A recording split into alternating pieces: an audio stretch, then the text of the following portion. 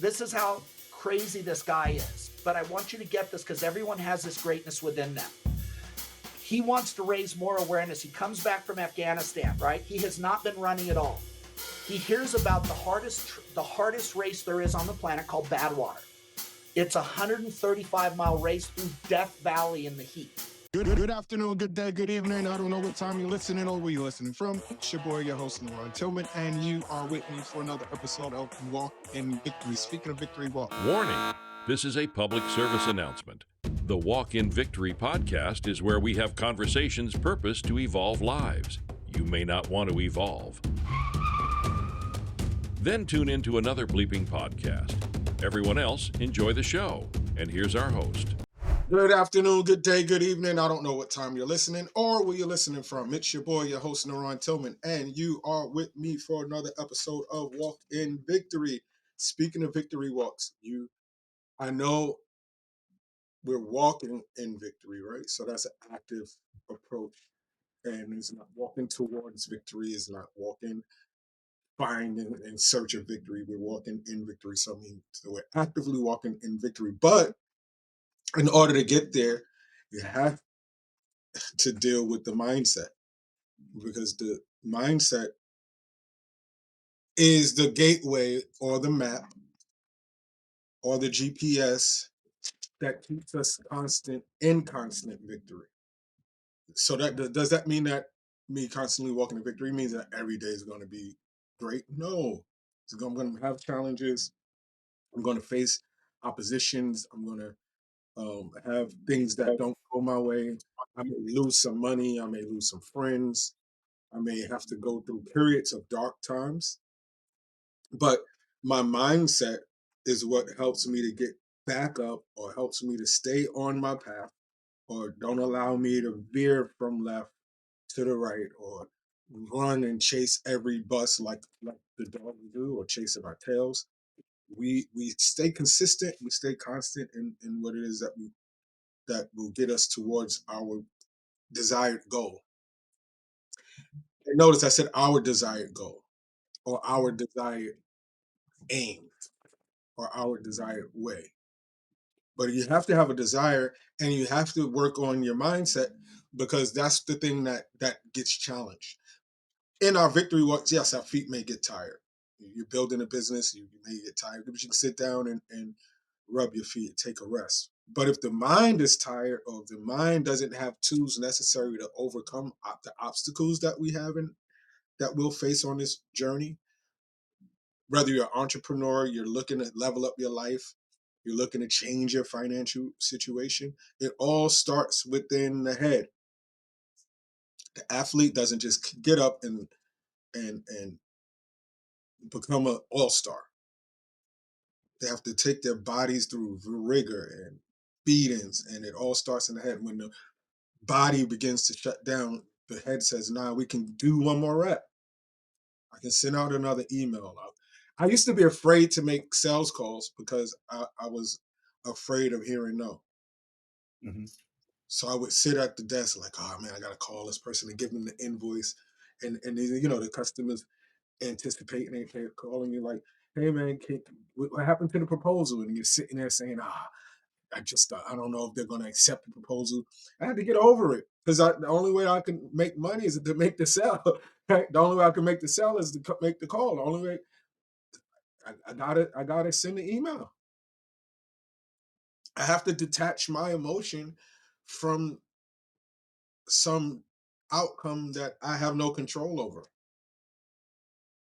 And a lot of us, we get stuck in our victory walk because we think we want to control everything, and there's some things that just will happen because of the mind frame that you're in. When you start setting your mind right, it's not luck. The guy at the bar who you got to deal with didn't just so happy, I was lucky I was at the right place at the right time. No, you work towards it. And when you start working towards a goal, or working towards a thing, that things start to happen. The magic of being in the right place at the right time. That Forrest Gumption. Just happened to meet the guy who knew about shrimp and happened to be able to sit and listen to the guy talk about shrimp. And he happened to remember till one day he now becomes the millionaire. It wasn't luck. So today we're going to talk about mindset with our guest, Mark. How are you, sir? I'm blessed and grateful, excited to be here. And I love the topic as well. Um, I've had, was the former director of coaching and sales training for Tony Robbins, as well as other companies, and helped literally thousands of people jump into 6 and 7 and 8 figure incomes. And you're absolutely correct. Mindset is going to determine how far or how low you stay. And it's arguably ignored in school completely. It's ignored and people are ignorant to it. And it's a big reason that the elite and the super hyper powerful are able to control masses, because they really don't talk about it. Once you understand there's nothing more powerful than an awakened human being.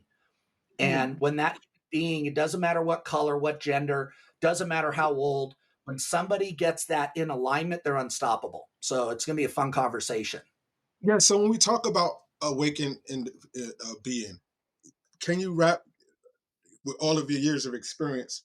What does that look like when you see a person become alive? Sure. It's a great question. And there's a couple things as well that I'll share with you. I don't know if you can see this, Ron. Can you see that? Yes. Okay. So this is called the success cycle or the failure cycle. So first is your mind, okay, your mindset. Now, within your mindset is your identity and your beliefs, what you believe to be true.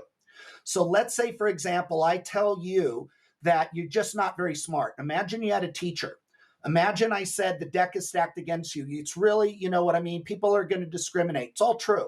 But if you start to accept that, are you going to go to the next one? Are you going to access your greatness or no? You're going to No. not. Now, if you're not accessing the best parts of you, you're going to start, are you going to take more action or less action, knowing you Less can't action. win? Less And if you action. take less action, do you get great results or do you get horrible results? Horrible results. Did I not just tell you you can't win? If the deck is stacked against you, life's not fair.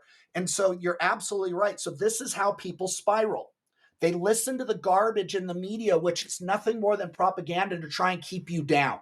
Okay. So Martin Luther King talked about it, but you'd asked a question about, let's talk about David Goggins. Do you know who David Goggins? No. Okay, absolutely. Check him out. One of the most badass people on the planet. Now, when he was listening to the garbage, he grew up, he's the 39th African American to become a Navy SEAL. Okay, that's how rare it Wow. is. He is arguably one of the most badass people on the planet. But people they recognize about all the world records and how badass he is, but what they ignore was how he got there. So there was a time where he was 310 pounds. He flunked out of the Air Force. Okay. 310 pounds. He was cleaning for cockroaches in the middle of the night at restaurants. That was his job. He said one day he opened up a panel and nothing but cockroaches fell all down on his face and covered him in cockroaches. He was disgusted. He grew up watching his dad beat his mom and all the dark shit that happens in the inner city, right? This guy grew up in the shit. Had people calling him racist names, you name it. There isn't anything you can imagine that he didn't see, witness, and experience. So he had a chip on his shoulder, to say it mildly. Now he's 310 pounds, sitting on the couch, hating his life. And he was miserable. And he saw a video. Something activated his higher self. I call it the superhero. We all have it. He saw a video, a documentary about Navy SEALs. Okay. Now, Navy SEALs were the elite of the elite in special forces. Now, there's a big problem. David Goggins does not know how to swim. Number two, David Goggins is 310 pounds. Number three, he's failed at pretty much everything he's ever done. And now he wants to be the 39th Black person to become a Navy SEAL. Think about how stupid this is. So he picks up the phone and starts calling recruiters and said, I saw the video. I want to be a Navy SEAL. Guess what they did? No, not a chance. Now keep in mind, if they had gotten him in, they would have gotten like 10 times the bonus points, and they're blowing him off because he's 310 pounds and he knows nothing about training. He finally met one man who believed in him. one man who was a reserve recruiter, and he said, hey, David, he said, I can't help you until you drop 130 pounds. Okay. Wow. So he goes, I need you to drop 130 pounds. And he goes, I believe you could do it. And if you do that, I'll help you get in. Right. Now, David knows nothing about this, but he activated his identity. He got connected to that Navy SEAL mentality. So he started out the first day he went out, he was going to run 10 miles. He went out, ran 100 meters, broke down crying, walked back, grabbed a shake, and sat on the couch. He regrouped. He got back to it. He went out the next day. He did about 200 meters, broke down again. He said, I got to do something. So he started going to the gym. He started doing what he could do. He went to the gym for 5-10 hours at a time, just doing everything he could do. Jump ahead, 90 days later, he dropped 130 pounds. I want you to get this. He did it, and he knew nothing about nutrition. He knew nothing about cardio. He did it all wrong, and he still got the goal. Now there's another problem. Navy SEALs are the king of the water. We would swim 3 to 10 miles a day in the water alone, okay? Every day you're in the water. And he doesn't know how to swim. For a grown man of any age to try and learn how to swim is scary when you're a grown-up. Yes. So he went and taught himself how to swim. Long story short, he got into SEAL training. He's the first guy who broke 3 times, did Hell Week 3 times, which is basically 5 to 7 days where they torture you. You get maybe 2 to 3 hours sleep over the entire time, and you're basically get grounded. They surf torture you, log torture you, you name it, 24 hours a day with maybe 1-2 hours sleep. But he ended up doing it, and he eventually got to a point where he was the 39th Navy SEAL to become a Navy SEAL African American. Now, he was so connected to his mindset, they couldn't break him. This is a funny part. He knew they were going to try and use pain as a manipulator. So every time he saw a puddle, he'd jump down and start doing push-ups in the puddle. Every time he saw something he knew they were going to screw with him, he dove in because his mindset was bulletproof. And they eventually said, Goggins, get out. You can't do this one. So they actually wouldn't let him do it because they knew they couldn't break his spirit. He got that strong. Long story short, he became a Navy SEAL. He went out and did SEAL things. He started doing cool stuff. Then he set a record for pull-ups, the most pull-ups ever by a human being. He failed twice on TV, and you know what? Didn't matter. He didn't matter. He just did it the third time, and he set it up right because the first bar was all shaky and it was wobbling on the TV. He wasn't focused on failure. His identity and his mindset was so strong, he just keeps going until he gets the outcome. I first heard about him as this crazy guy who hated running, and he would run 20 miles to work every single day. But here's another key. He would run 20 miles to work, PT, and do SEAL training every day. Then he'd run back 20 miles every single day. And he hated running. Okay? So if we go back to the success chart, his mindset and his identity, his purpose, he was running to raise awareness for his brothers and sisters who didn't come back from Afghanistan. He wanted their kids to recognize their parents were heroes. So he was raising awareness. So every step, it was more important. He accessed his skill at a very high level. And that's why he was able to do it. This is how crazy this guy is. But I want you to get this because everyone has this greatness within them. He wants to raise more awareness. He comes back from Afghanistan, right? He has not been running at all. He hears about the hardest race there is on the planet called Badwater. It's a 135-mile race through Death Valley in the heat. Wow. The hottest place on the planet. Now, he has not been running. He thinks it's a good idea. I'm going to go do that to raise awareness for kids so they know their parents were heroes. So he shows up to qualify. You have to run 100 miles. He's never done it. He's never run more than 2 to 3 miles because he was always lifting and doing other things. So all of a sudden, he shows up at a 100-mile race. He races, and he brings 1 bottle of Gatorade. That's how unprepared he was. But he showed up on a 100-mile race, and at about mile 50, mile 60, his kidneys started to give out. By mile 70, his foot was broke, and he was pissing blood. He was already out of his Gatorade, but he said, I got to finish, right? And his wife at the time was saying, you got to get you to the hospital. He said, no, this is more important. And he ended up finishing the 100-mile race, right? Now, when they called the leader of Badwater to say, hey, David qualified. And they said, no, you didn't. You didn't run for 24 hours. You only ran for 20. The goal was to run for 24 hours. So they discounted the 100-mile race while he's in the hospital getting the fluids. So what did he do? His identity and his belief system were so strong, he healed up, and about 2 months later, he went and did a harder 100-mile race, and this time he qualified for Badwater. And then he went and did Badwater. So the reason I tell you this is because everybody has this level of greatness within them, but you got to do a couple things if you're going to get there. What you cannot do is listen to the lie that the media and society is trying to tell you, that life's not fair. Oh, this. It's like those are things that get you in the wrong identity. And then all of a sudden it's like, oh, I'm not going to give it my best because I can't win. And David Goggins is living proof. You can do whatever you want to do if you get this in alignment. And that's a wonderful story. And for those of you who are listening, go and Google David's and let's go support him. And by learning and sharing his story, because for me, I grew up in the projects in New York City, and the deck seemed to be stacked against us. We had every excuse not to make it. Grew up during the war on drug era. Seen a lot of friends get arrested. We was just talking about some of the guys that we had to lay to rest.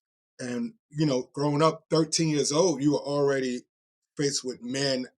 I was 13-year-old growing up, and the kids now 13-year-old growing up. It was two different 13s. we had some responsibilities that, thank God, my children doesn't have to have. And I did make every excuse. We made those excuses as to why we couldn't make it, as to the man keeping us down. I think that was the time when everybody's talking about the man. We was coming right off of, our parents were coming right off of civil rights movement, Black Panther movement, and all those things, where you went from this really strong Black pride movement in the 70s, 60s, late 60s, 70s, and into this whole denigration of communities. And so that whole, we didn't experience the Black pride. We heard about the Black pride. We experienced the other side of it. So yes, I have every excuse. I can have every excuse. Because this is really important. And again, I've worked with people in prisons. I've worked with people. And again, the first thing I want you guys to realize is that it isn't fair. Okay. So let me give you another example.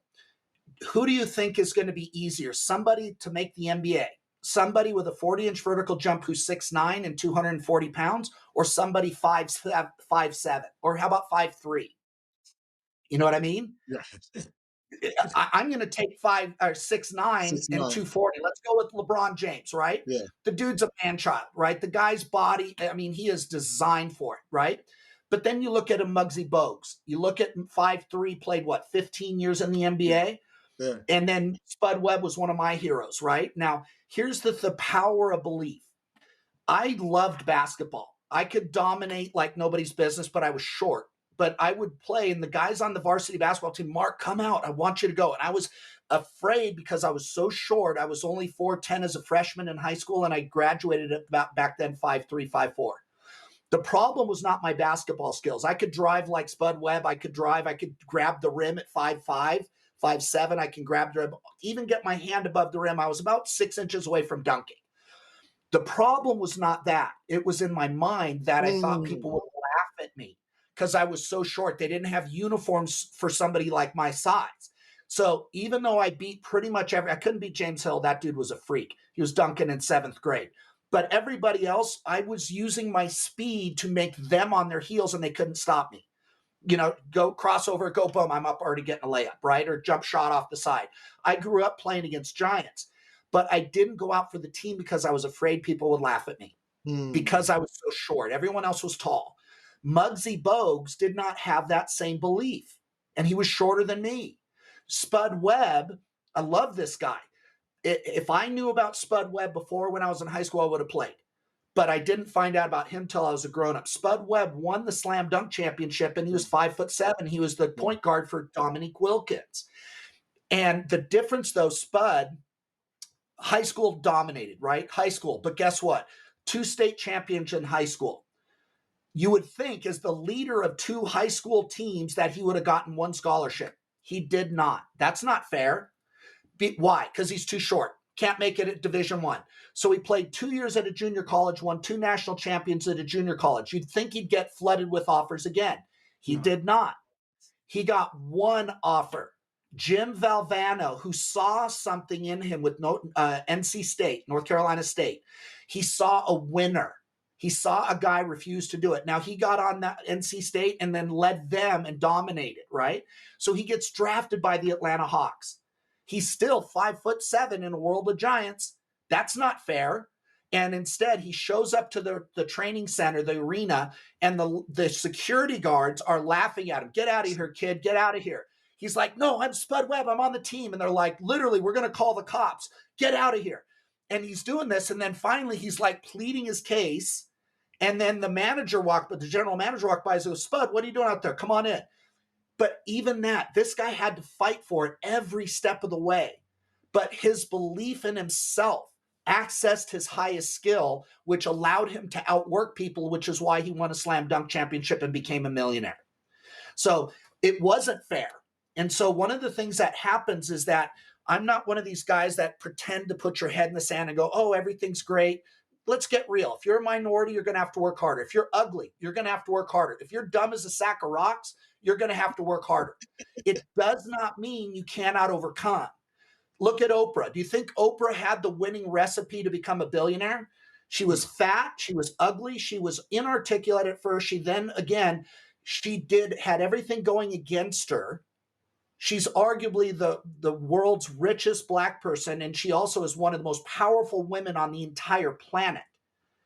So it's not who we are. It's, are we going to access our greatness? And you cannot do that if you're listening to people tell you you're a victim. You cannot do that even if they're right. I grew up with 2 alcoholic parents. I grew up in a dysfunctional family. I mean, I was pretty much tossed out when I was a kid. We moved 14 times in 14 years. We were evicted every single time. But the other part I want you to get as well, and your listeners, you gained something by growing up in the projects. I gained something by having to move and literally scrap for money and figure a way. I got resourceful. I got hard. I learned. I didn't get shit handed to me. I had to fight for everything. I was working from the time I was 10, going door to door, selling newspaper subscriptions and delivering newspapers at 4:30 to 5:30 in the morning before school, because I knew my parents were drunks, So it's like, you got this. And when I work with people in prisons, it's like, I ask them, I said, what is the best thing that you're learning right now? I said, again, you learn how to survive. You don't think that's a life skill everybody needs? America's getting soft as freaking Charmin tissue. Yeah, man. So I love it when I see people that are resolved and they're creative and they find a way. But you got a PhD in life growing up in the projects. And if you can look at it, I actually sold cable in the projects. This was pretty funny. I sold door-to-door cable in the projects. I was the only white guy for about 10 miles. This is pretty funny. They were trying to screw me by I was the new guy on the totem pole. And so they gave me the projects, and then they were like, everybody starts laughing because here's this little white guy, 5'7", and there isn't a white person to be found for about 10 miles. The cops wouldn't even go into this place, as you remember. So I show up excited. Again, I knew who I was. I knew what I was there for. I had my goal. I knew what my goal was. They wouldn't deliver pizza to this place. They wouldn't deliver food. I mean, it was boarded up. There's burned out apartments, the trash everywhere. This is projects, right?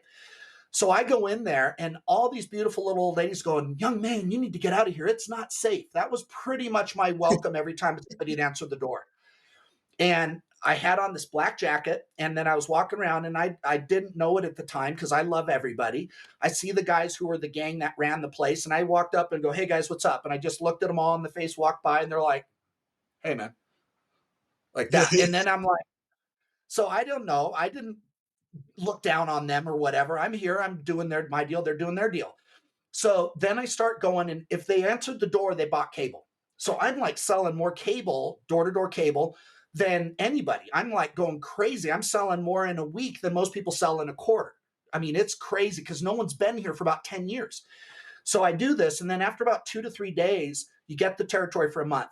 After about 3 days, all of a sudden, SWAT happened to hit it, and all of a sudden, people are getting arrested like crazy, but I'm still selling cable like crazy.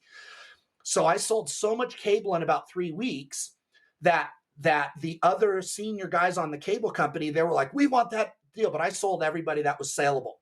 But what was funny, though, is that there's always a higher purpose here. The reason nobody screwed with me was a couple things. Number one, I showed respect when I walked in. Number two, they weren't sure if I was with the feds, because 2 days later they're starting to hit. Nobody would be that stupid to go downtown alone at night, you know what I mean, and do this. But I firmly believe, though, that the energy we carry is going to either attract greatness or it's going to attract shit. Now, my brother was a recovering heroin addict and a bunch of other stuff. For most of his life, he was projecting hate, frustration, anger for himself and everybody else. So guess what? He was in and out of prison. You name it, this guy had frickin' close death, constantly got robbed, got mugged. I mean, you name it. He had run-ins with cops because he was projecting that. That's why I'm so adamant against get away from the victim and get back in touch with your victor. Get in touch with your superhero and start broadcasting that version of you, and then hustle your ass off and work your ass off like Spud did. When did you realize that this was your purpose, that this was your hero? What was going on in your life when you said you had that aha moment?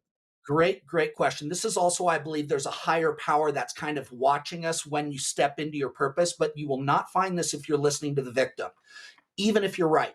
So I'm 18 years old.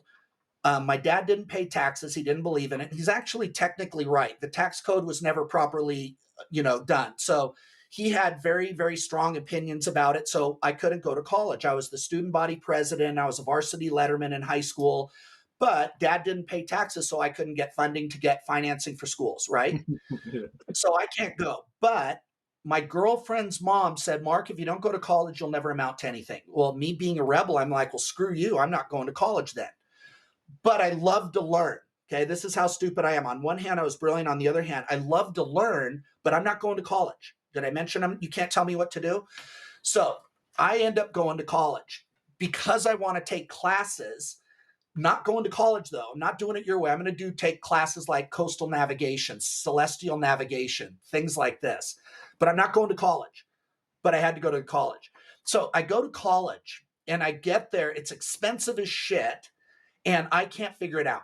Everyone's running around. They know what's going on. And I'm just like, I can't figure this shit out. I'm out, right? So I literally turn to walk out. There's hundreds and hundreds of people going to register for their classes, parking, student fees, everything.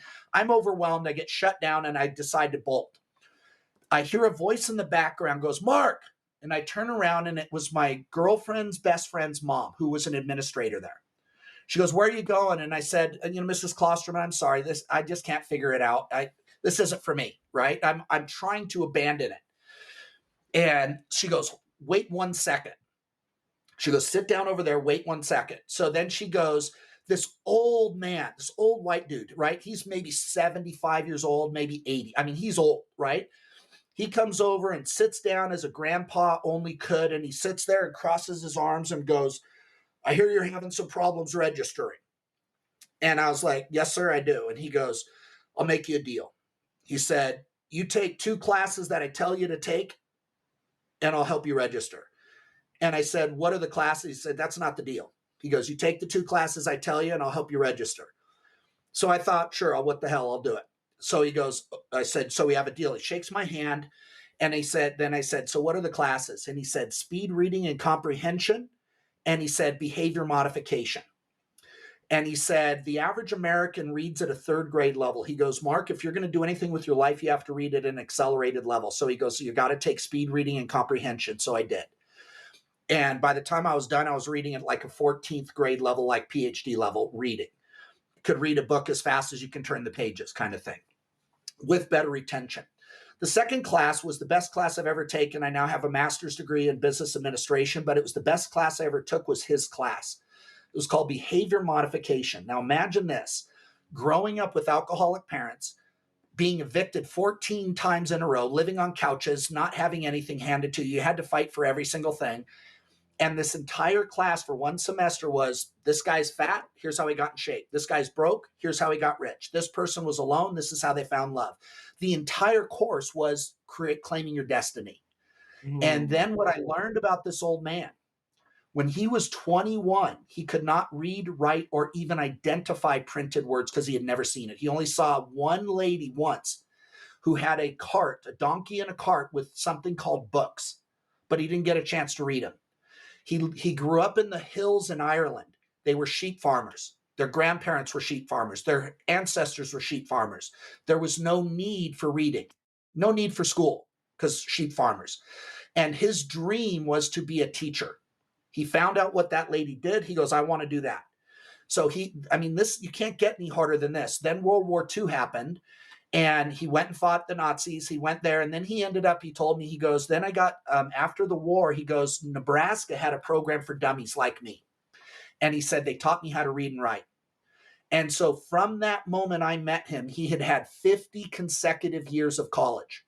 He had 5 PhDs. He had been a tenured professor 3 times and retired. He was doing it because he found his purpose and inspiring other people. And he inspired me. His name was Dr. John Flood. And that was when I was exposed to what we're talking about today. It got me into Zig Ziglar, See You at the Top, and I read that book. And then I found out there's this whole group of books called Self-Help, Think and Grow Rich by Napoleon Hill, As a Man Thinketh by, As a Man Thinketh, and all these books. And I obsessed on that for pretty much most of my life. So that's how we got here. And look where we are today, right? Yeah. So you've had your run with Tony Robbins. Now you're doing your own thing, and you're doing an amazing work, working with guys that are incarcerated, or ladies who are trying to find their voice and get their groove back, like Stella. What keeps you motivated? What keeps you that engine going? Even now, like this conversation we're having, if you don't feel the energy between us, then something is wrong with you. What keeps that energy flowing like that? So there's a couple things. It's a great question as well. The part of it for me is there's nothing more powerful than watching people step into their power. So imagine a world where every day I wake up to somebody celebrating. It worked. Oh my God. And that excitement.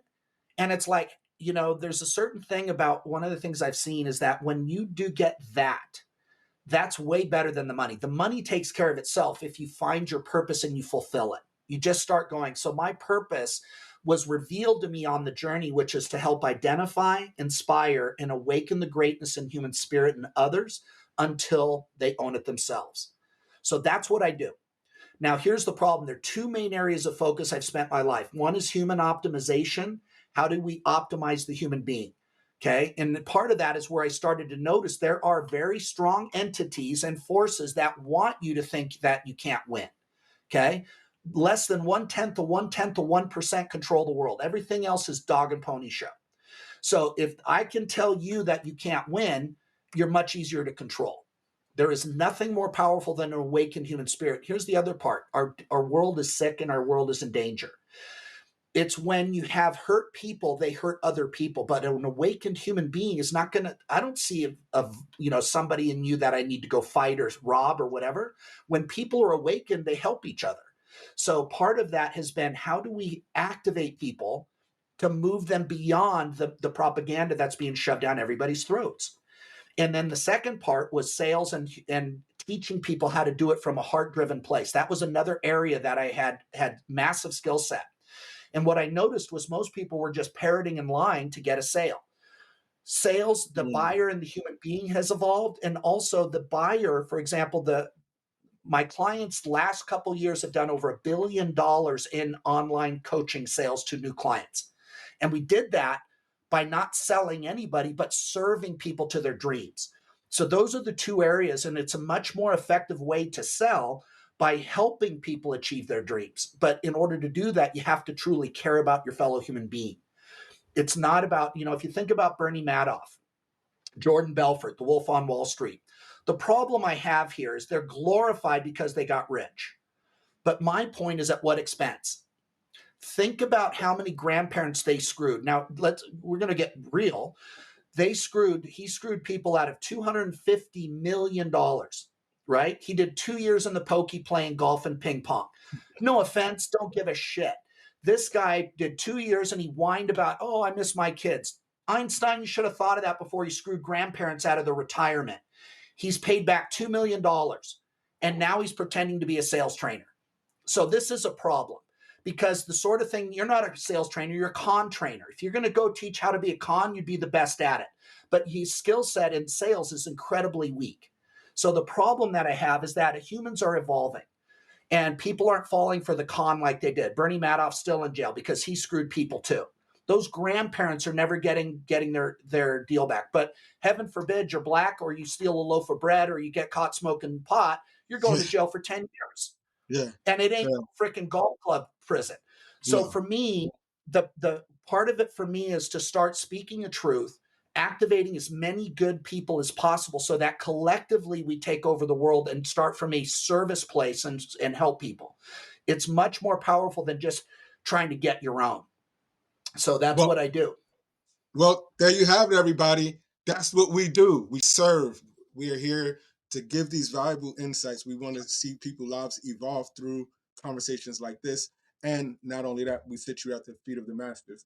I usually ask people what books inspire them, but you named a few books as you're going along the way. But if you had to settle in on some books that you would just tell someone starting out, what books would those be? There's a lot. So part of it, as I would say, even before the books, is make a commitment to start with the truth that you can become everything you've ever wanted. I don't care how broke you are. I don't care how far upside down you are. I've been there. If you don't know how to pay your bills by color, you ain't broke, right? I know what that's like. I know what it's like to figure out, oh shit, I don't even want to get the mail because I know what's going to be there. And it's like, I know the games, right? I know what it feels like, the energy of it, but it doesn't matter. The billionaires of today, the majority of them, I'm not talking about the hyper elite that are just printing their own money, but I'm talking about most of the billionaires. I've had the pleasure to work with many of them. What I can tell you is they're not smarter, but they are better in connecting to creating value. They think, to your original point, they think differently. But Jeff Bezos, the guy that started Amazon, he did not have a ton of money. He borrowed it.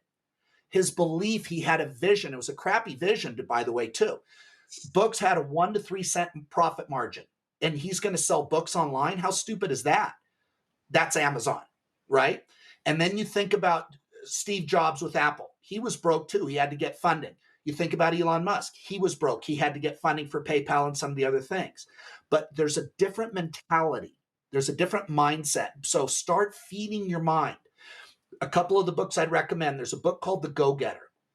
And then there's a sequel to it called The Go-Giver. These are short books. As a Man Thinketh. Another simple book is called It Works by RHJ. And this is something you can read on the toilet, right? This is a 20-page type book, but it's gold.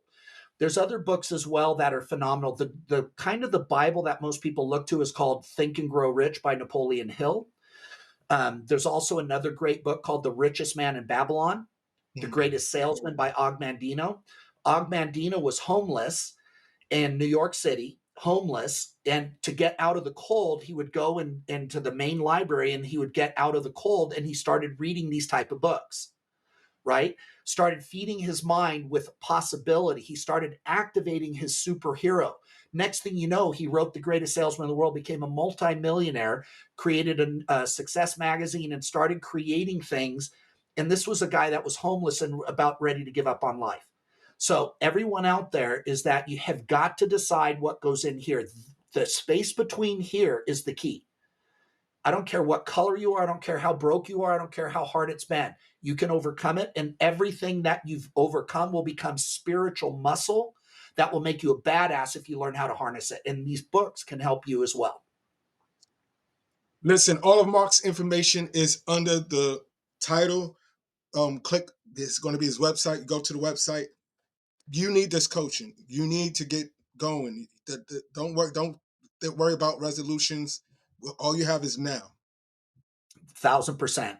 Take that step. let's get going. We don't ask you for Zells, Venmos, Cash Apps, or anything like that. We do lead with value. We bring on valuable information. So all we do ask is for likes and subscriptions. Your like, your subscription help get these conversations out to the masses. Not only that, if you're listening on a platform that allows you to leave a review, those reviews help us go a long way. You have been doing that, but we need you to continue to do that. That's our ask from you. And the last thing, don't walk with your head down. Don't walk with those limiting beliefs telling you can't. Wah, I grew up with alcoholic parents. Wah, I grew up in the projects. Wah, I got to sell cable to a bunch of people that don't look like me. No. We walk in victory. Enjoy the rest of your day. Peace. Yeah. And God doesn't make junk, and he didn't